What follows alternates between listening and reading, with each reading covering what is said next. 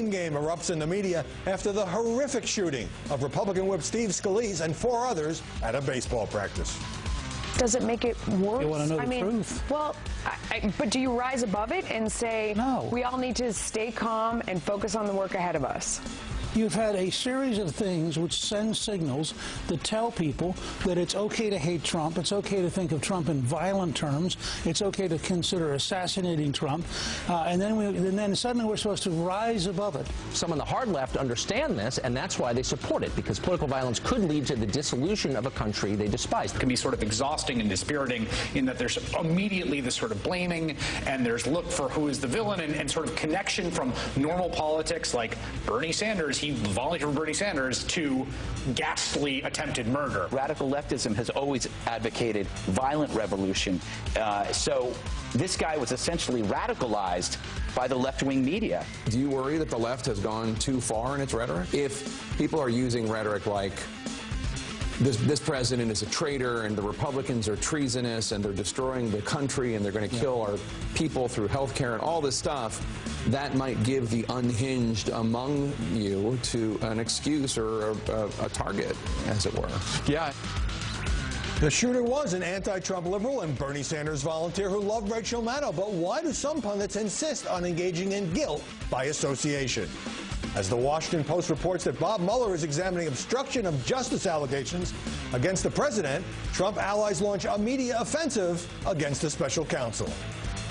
It's a nightmare for anyone to be investigated by the FBI and the Justice Department, and it's particularly a nightmare for the President of the United States. If President Trump really does fire Robert Mueller, he might as well just hire a skywriter to trace and smoke over the White House. I am super guilty.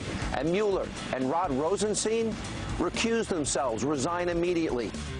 Is the reporting and the speculation getting way ahead of the facts? Megyn Kelly and NBC under fire for an interview with radio host and conspiracy theorist Alex Jones, airing tonight. They call you the most paranoid man in America. Is that true? Absolutely not. A paranoid person will be hiding out in their house, not venturing out in public. I go out there on the street and battle Black Lives Matter, the communists, point-blank range.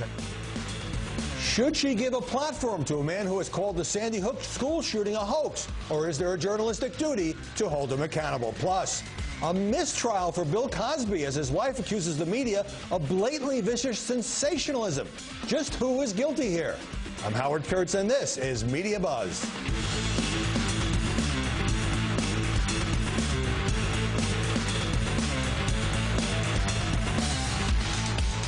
There have been some calls for unity after the shooting across the river in Alexandria that left Steve Scalise in critical condition, now upgraded to serious condition. But the airwaves have been filled with angry finger-pointing by pundits and politicians. Joining us now to analyze the coverage, Guy Benson, political editor at townhall.com and a Fox News contributor.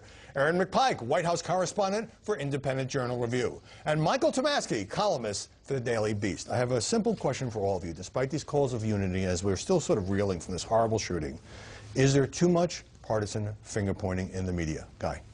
Yes, definitely, especially after a horrible event like this.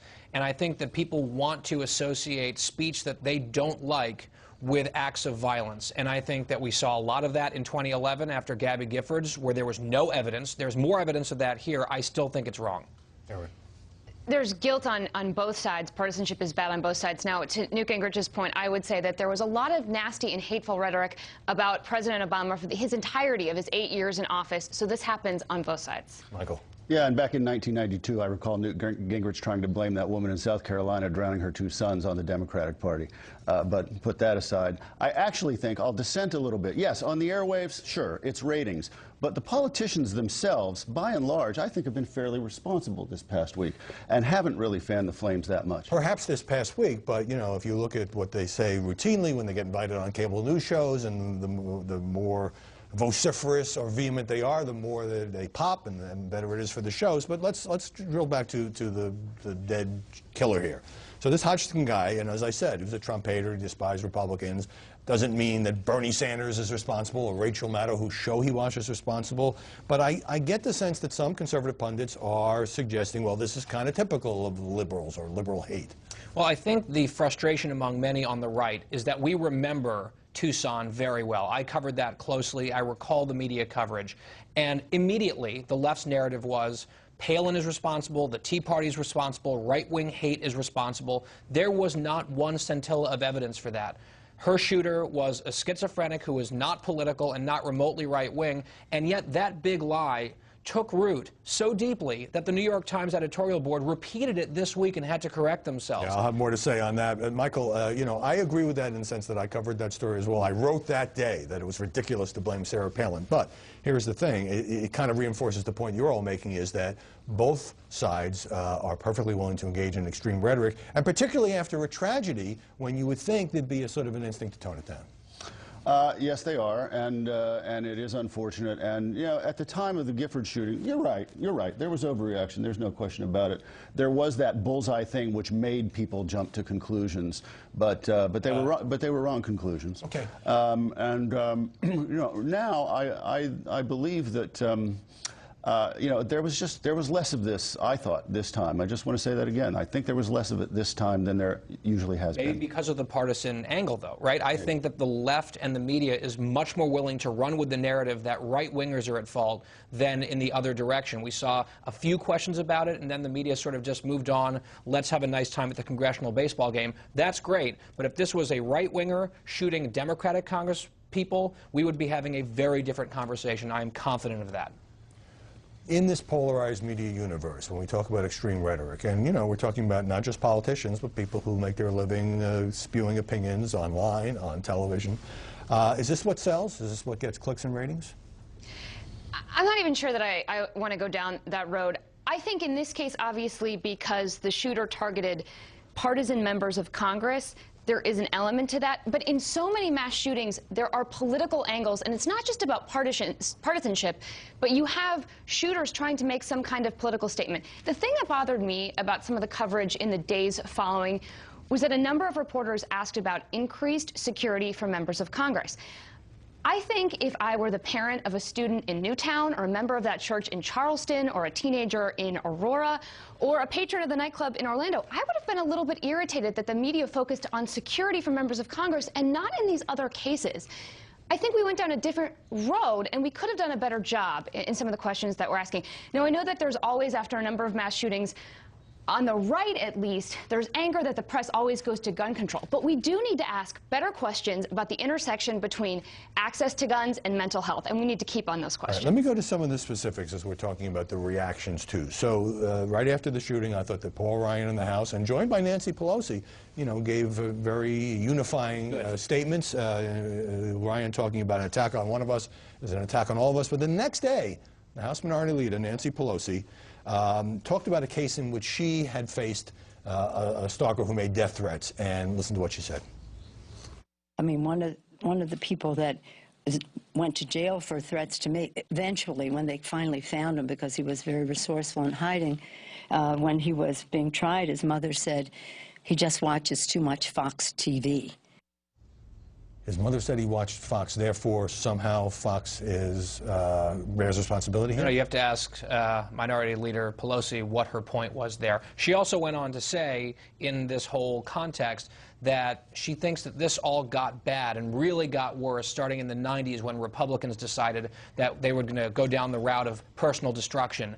I mean, yeah, it'd be very interesting to hear what Robert Bork might have to say about that, or Clarence Thomas. Yeah, you can pick a lot of starting points in the past. Michael, Republican Congressman Steve King, very conservative, told a radio station in the aftermath of the shooting, "I do want to put some of this at the feet of Barack Obama.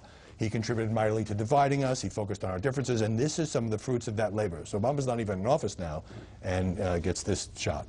Yeah, well, that's kind of, to use a Trump word, sad. You know, there's way too much of this, and both sides do it at times like this, and you know, it just shouldn't happen. Here is another example. A writer at the very liberal Huffington Post, Jesse Benn, we put that up on the screen, says in the wake of this shooting, "What's more harmful? Putting millions already on the margins more at risk via draconian policies, or shooting a racist lawmaker in the hip?" That seems to me to almost condone violence. Your thoughts? Yeah, look, again, I think we're getting caught up in some of the same patterns. another thing that I think the media could do a better job of.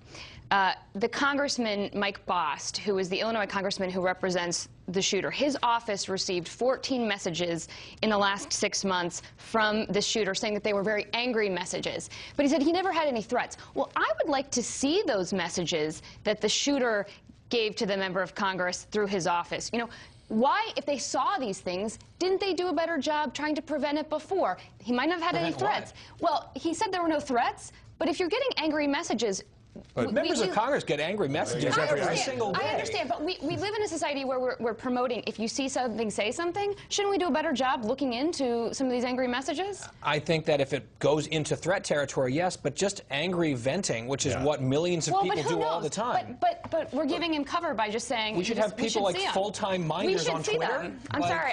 I have one more I want to get in here, and the reason I'm doing this is I think it's important to call out people who politicize a tragedy. This is Joy Reid. She hosts a show on MSNBC. She puts up this tweet that says, Rep. Scalise was shot by a white man with a violent background and saved by a black lesbian police officer. And yet, and lists a couple of his positions, Scalise opposed gay marriage and ban on semi-automatic weapons. So the guy faced an imminent risk of death. He is still in the hospital, and I'm not saying he's immune from political criticism, but isn't this wildly inappropriate? And why bring up race? Yes, it's disgusting, and it's a really bad look for Ms. Reid, I think, in this case. The and yet ... The police officer, not thinking about her sexual identity or her race, did her job with heroicism, and she saved a member of Congress duly elected who holds mainstream positions. That's it. And to go down the route that she was there very clearly, I think is really, really unfortunate. Is there any hope, just briefly, that this has been such a wake-up call that there'll be a little bit of a lowering of the temperature, or is the toxic culture here to stay, and by next week everybody will be back to... I'm afraid you know the answer to that question. Yeah. Well, based on past mass shootings, you know, we all go crazy for a few days and then we move on. It was nice to see these bipartisan expressions for a couple of days, but let's not count on anything. All right, let us know what you think. Mediabuzz at foxnews.com. I'm sure you've got a lot of opinions about this. When we come back, the media go to DEFCON 1 over a newspaper story on the broadening of the special counsel's probe of President Trump. And later, Megyn Kelly facing a storm of protest over her interview with the controversial radio host, Al. A Washington Post story is reverberating across the media landscape. The paper saying that Special Counsel Robert Mueller will interview National Intelligence Director Dan Coats, NSC Chief Mike Rogers, and his deputy about conversations they're reported to have had with President Trump about Jim Comey's Russia probe. The president responding on Twitter, they made up a phony collusion with the Russian story, found zero proof, so now they go for obstruction of justice on the phony story. Nice. He also said the greatest witch hunt in American history is being led by some very bad and conflicted people. So, Guy Benson, this Washington Post story enabled everyone in the media to say, wow, the president is under criminal investigation, which had not been true or certainly not confirmed before.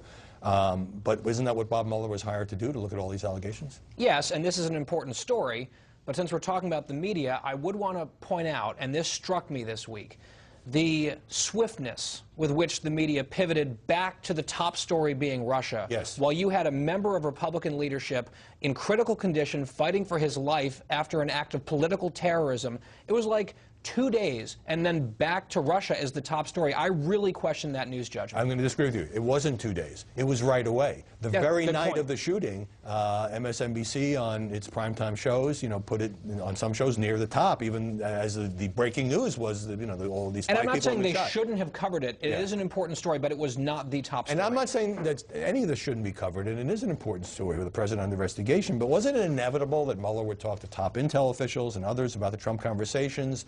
Is this just make it official? In other words, is the volume too high here? Look, I think it's very clear that Donald Trump himself made it an even bigger story by going on to Twitter. Now, I'm not one who actually thinks he should stop tweeting. He obviously is speaking his mind. He's speaking directly to the people. He's giving us a lot of material every single day. But Donald Trump made this a bigger story.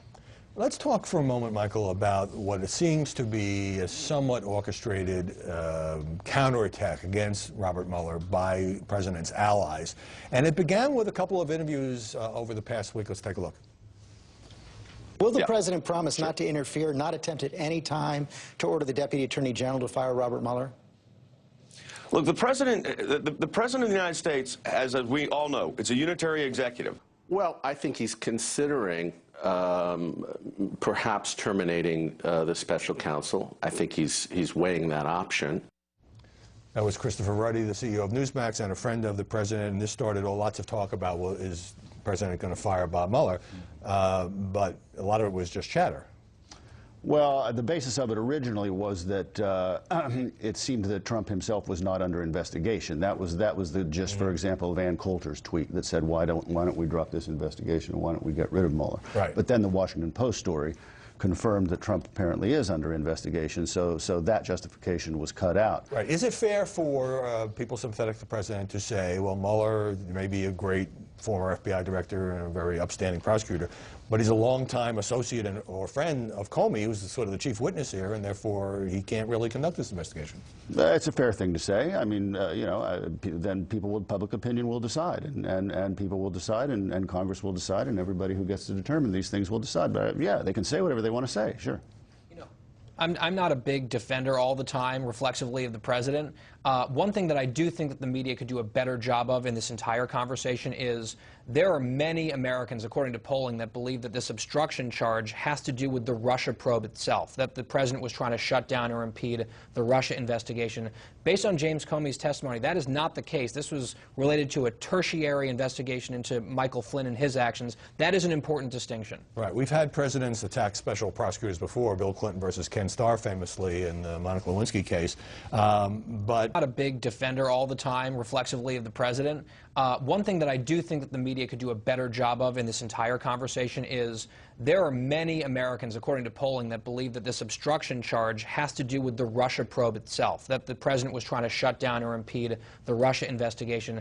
Based on James Comey's testimony, that is not the case. This was related to a tertiary investigation into Michael Flynn and his actions. That is an important distinction. Right. We've had presidents attack special prosecutors before, Bill Clinton versus Ken Starr famously in the Monica Lewinsky case. Correspondent for the Washington Examiner. So talk about the day of the shooting, and was it hard for you personally to cover this story, because you know Steve Scalise and these other lawmakers and you see them regularly? We see them, and we see the agents who follow the lawmakers around. We actually walk along with them in these big scrums of reporters, so we get pretty close to them. They hang out in our galleries when there's nothing else going on and they have time to take a break. We know them by their first names. We stand in the hallways with, I mean, these are people we work with every single day. Were you upset? Is it hard to sort of separate your emotions when, you know, you didn't know that any of these people were going to die? No, it's shocking. It was shocking for all the reporters. What was different about this, you know, if you compare it to the 2011 tragic shooting in Tucson with Gabby Giffords, who I sat with at a congressional dinner just weeks earlier. Right. That was very emotional. But here you had the lawmakers returning to the Capitol right from the baseball field. And there we all were with our cameras and our microphones. It was really emotional and dramatic for everybody. It was just, we were all just stunned listening to them recount exactly what happened, and it was just... Yeah, I listened to Rand Paul and others, and everybody was sort of in a state of shock, understandably, because, you know, playing baseball on a nice morning in Virginia. How did you get your information in those first hours when everything was sort of a blur and we didn't know how, wasn't even clear how many people had been shot, who the shooter was, etc.? We really got it straight from the lawmakers, which is, again, what made this so fascinating to cover, because... For the police press conference where somebody else has interviewed right, them. Interpreted what happened. Right. We heard it straight from them. And yeah. in the sense, the overwhelming sense from them when they came in, which is what it made it so incredibly raw, was that they felt as though they had just dodged death because they were sitting on a field. You know, they talked about if the gunman, if Hodgkinson had turned a corner into the dugout, then many more. Let's take a deeper dive now in these emotional questions of media coverage, partisan rhetoric, and the shooting at a Virginia baseball field. Joining us now from New York is Rich Lowry, editor of National Review and a Fox News contributor. Rich, some conservative voices in the media and politics are saying that because the shooter hated Republicans, targeted Republicans, that the violence is somehow linked to harsh or hateful liberal rhetoric. Does that go too far? Yeah, I don't really buy that. I don't like it when the left does that to conservatives when they're shootings, and I don't think we should do it to them. There's nothing that Bernie Sanders has said that would possibly lead any rational person to go and try to massacre Republican congressmen. So, look, I think everyone should be civil just because being civil is a good in its own right. We should always treat people with respect and recognize every individual has decency. We're all Americans. But the idea that any political rhetoric beyond saying go and shoot these people incites violence, I really reject. I totally agree with you. And the whole guilt by association efforts by more extreme partisans on both sides just drives me crazy, especially at a time of tragedy. But why do you think that we have reached a tone now where so many political partisans say such inflammatory things, not necessarily advocating violence, of course, but do you think the media culture, in part, rewards that?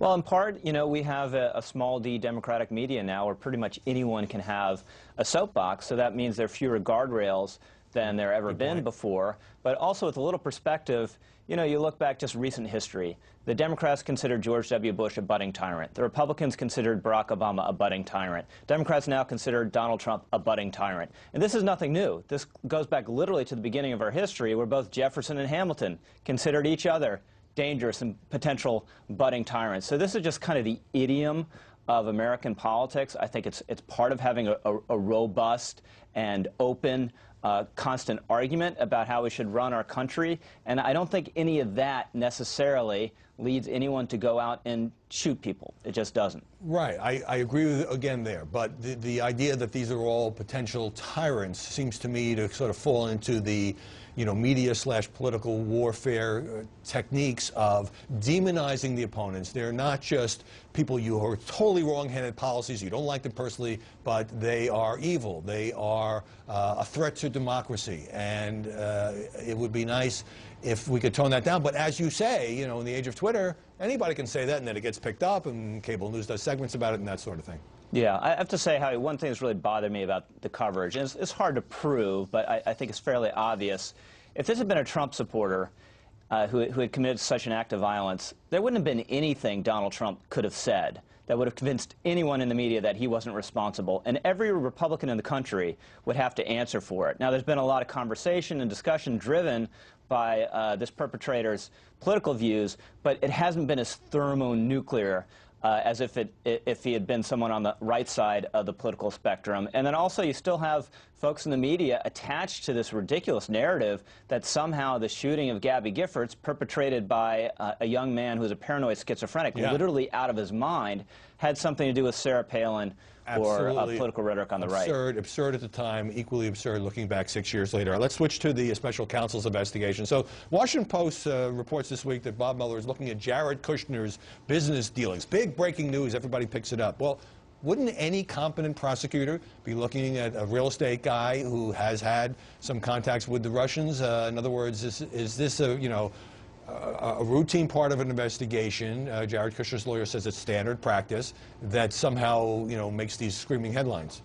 I think it's more alarming than that, and I think it's a bad sign that Mueller's investigation is spreading well beyond what should be its writ, which is basically finding out if the Trump campaign colluded with the Russians. But we're sort of far beyond that, even, just a month into his appointment, and I kind of believe, I can't prove it, but I believe that people will end up being indicted for financial wrongdoing that has almost zero connection to what was supposed to be the purpose of this investigation. Right. I mean, I would say the same thing, all the headlines about Mike Pence has hired a lawyer. Well, any top official who's going to have to talk to the FBI is going to hire an attorney, and so each thing, I think, is getting, they're legitimate stories, but the volume is cranked up to 11. On your point, special prosecutors often expand their mandate, but once James Comey made those allegations at a Senate hearing, doesn't Mueller, in order to be credible, if he decides to bring no charges against anybody, have to look into some of these things? And is that the way it's being portrayed by the press?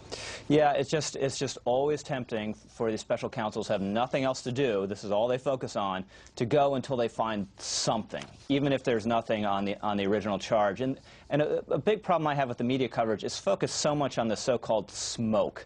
But when there's a story that creates a lot of smoke, like this New York Times story a couple months ago about Trump campaign officials allegedly having routine communications with Russian officials and Russian intelligence, you had James Comey saying that story is flat out false.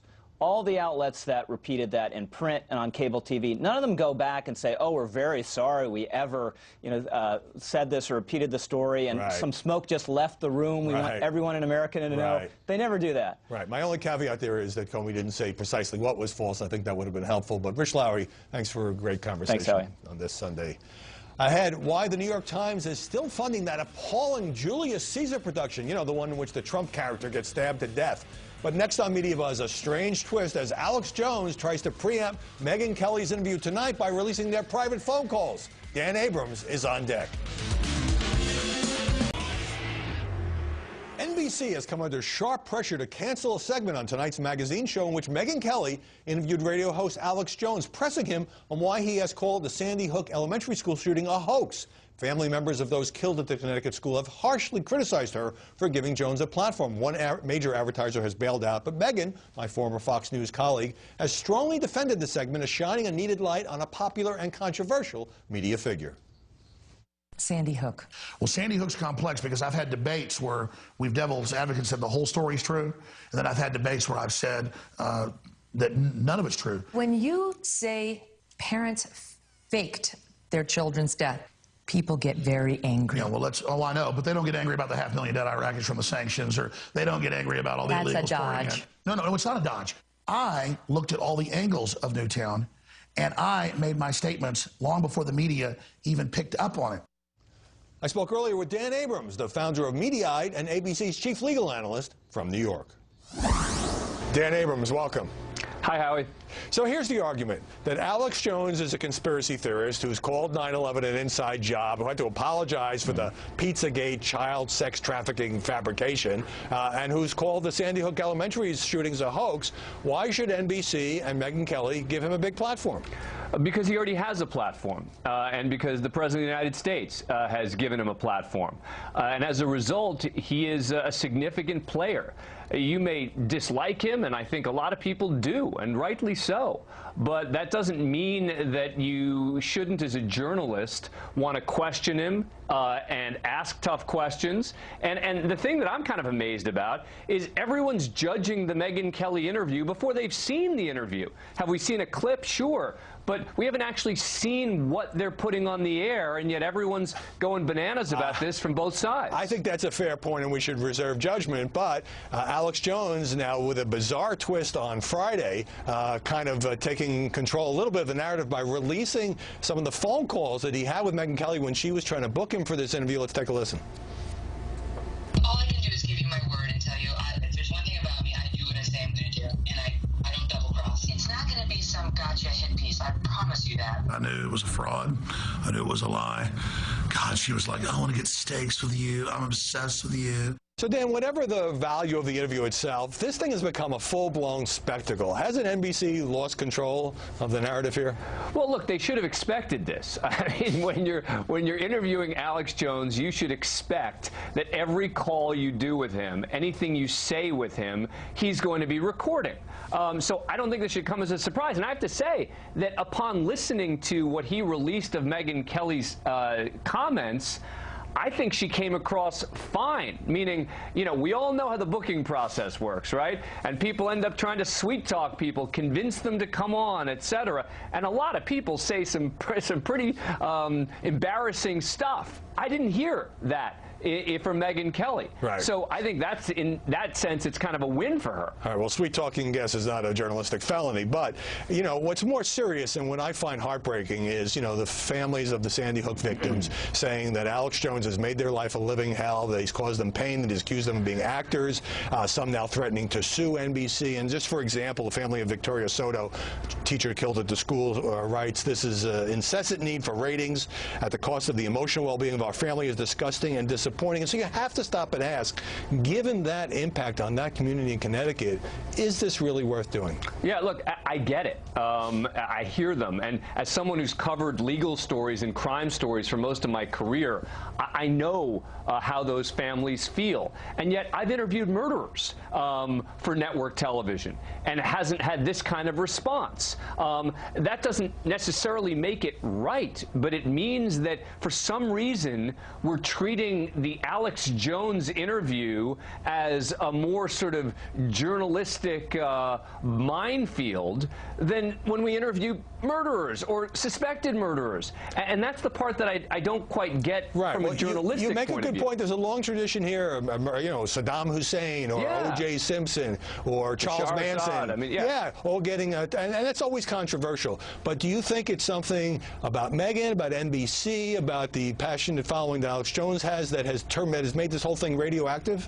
Well, look, I think Alex Jones is helping to stoke the fire here, right? Well, he doesn't want NBC to air the interview, or so he says. Oh, come on, you really believe that? I mean, I think that Alex Jones just wants to get more attention for this. I think he's using every piece of the cow that he can, and part of that involves him demanding that NBC not air the interview. I mean, he hasn't seen the interview. What is he talking about? I mean, this notion, I mean, she even makes clear in the pre-interview she does with him, yeah, I'm going to have to ask you the tough questions. He's making it seem like he had no idea that there would be hard questions. Look, this is great. The only true winner from this is Alex Jones. No matter what the interview is, no matter what part they air, Megyn Kelly is getting beaten up from both sides on this. Alex Jones supporters saying, oh, look how unfair you are already.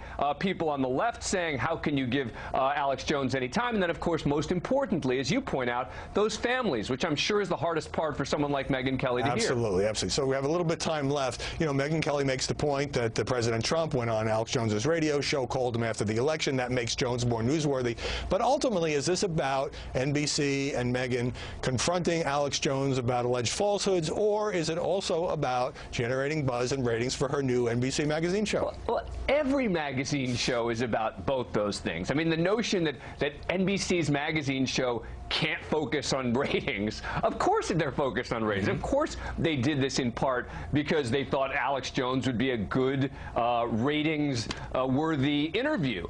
But I think that it's also a good interview for them to do, depending on how, look, if she asks softball questions, criticize her. If they air an interview where she's letting him get away with some of this nonsense, then let's criticize her. But until we see that interview, until we see what she's done, I just think that the criticism here has been incredibly unfair before you see it. Well, we'll all get to weigh in Monday morning. Dan Abrams, great to see you. Good to see you, Howie. NBC News says that while Alex Jones is trying to distract from and even block the segment, the network wants to offer context and insight into a controversial and polarizing figure. But the NBC station in Connecticut, where the school shooting took place, not airing the interview tonight. After the break, many in the media stunned that Bill Cosby wasn't convicted yesterday.